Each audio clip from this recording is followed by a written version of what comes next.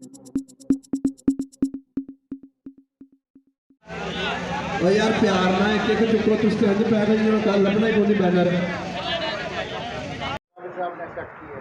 बिस्मिल्लाहिर्रहमानिर्रहीम। मैं हाफ़िज़ साहब इस्तेहकाम पाकिस्तान पार्टी, जिसको IPP का नाम दिया गया है, इसमें मैं इंशाल्लाह आज बाज़ाब्ता शमूलियत इख्तियार कर रहा हूँ। मैंने आज तक कोई पार्टी ज्वाइन नहीं की और ये मेरी पहली पार्टी ज्वाइनिंग होगी इंशाल्लाह कि मैं किसी पार्टी में बाज़ाब्ता इंटर हो रहा हूँ।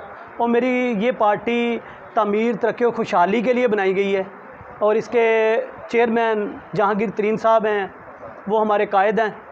तो इंशाल्लाह उनकी क़यादत में पूरे पाकिस्तान में ये इंशाल्लाह बहुत उभरती हुई जमात है और ये बहुत जल्द तरक्की करेगी और पाकिस्तान को तरक्की के मराहल से गुजरते हुए पाकिस्तान को तरक्की याफ्ता कंट्री बनाएगी इंशाल्लाह जहांगीर तरीन साहब की क़यादत में। जी आप यहाँ उम्मीदवार हैं?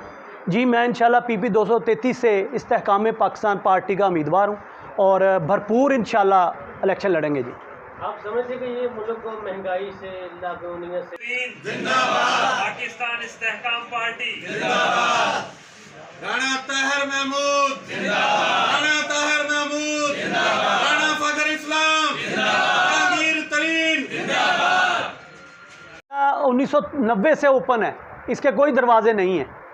ये मेरा डेरा गरीबों के साथ इंशाल्लाह। बड़े भाई राणा ताहिर महमूद साहब के उम्मीदवार थे, वो भी गरीबों के लिए उनका दिल धड़कता था, मेरा भी इसी तरह गरीबों के लिए दिल धड़कता है। इनके साथ ही मैं खड़ा हूँ। मेरी ताकत कोई MNA MP या कोई इंतज़ामिया नहीं, मेरी ताकत मेरी अवाम है।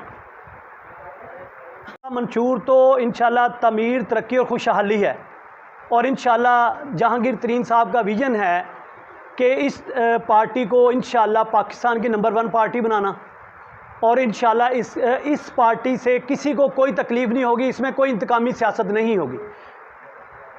जलसे में जा रहे हैं जी, मैं इंशाल्लाह आज जुलूस की शक्ल में आज 28 अक्टूबर को जलसा है जहानिया स्टेडियम में। पाकिस्तान इस्तेहकाम पार्टी का पहला जलसा हो रहा है और इंशाल्लाह आप लोगों को पता चलेगा कि एक मुनज़्ज़म और बहुत बड़ा जलसा हुआ है। उसमें शिरकत के लिए मैं अपने जुलूस की शक्ल में अपने डेरे भट्टा शादी खान राणा ताहिर महमूद के डेरे से रवाना हो रहा हूँ। इंशाल्लाह 1:30 बजे यहाँ से हमारी रवानगी है। जी कितनी गाड़ियाँ आपके साथ जा रही हैं?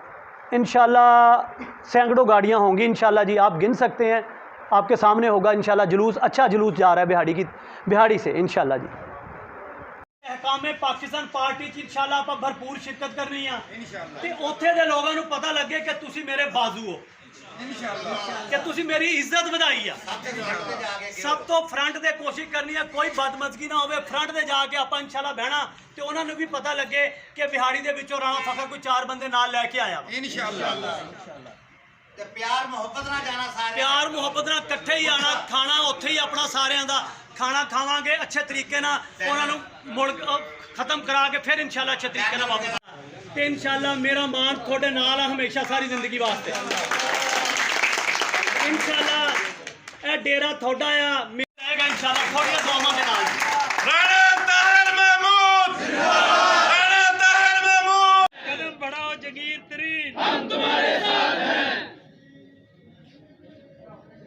इस्तेहकाम पार्टी जिंदाबाद, राणा फखर इस्लाम जिंदाबाद, राणा तारी जिंदाबाद, राणा फखर इस्लाम जिंदाबाद।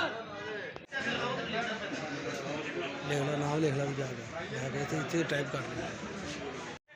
नारा शारा लवा दो भाई, नारा लवा।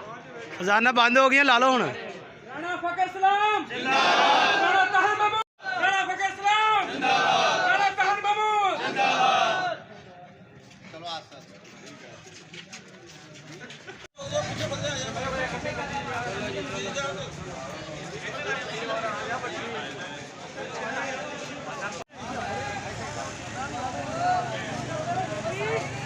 मेरे बड़ी जिन्होंने कहना चाहिए कि आप ही दोनों का अपनी गड्डी पर लगाना असली जा सकता है। बरात की गड्डी जाए ठीक है, गाना सुनिए जा सकते गड्डी में लगा आके पहना डालो।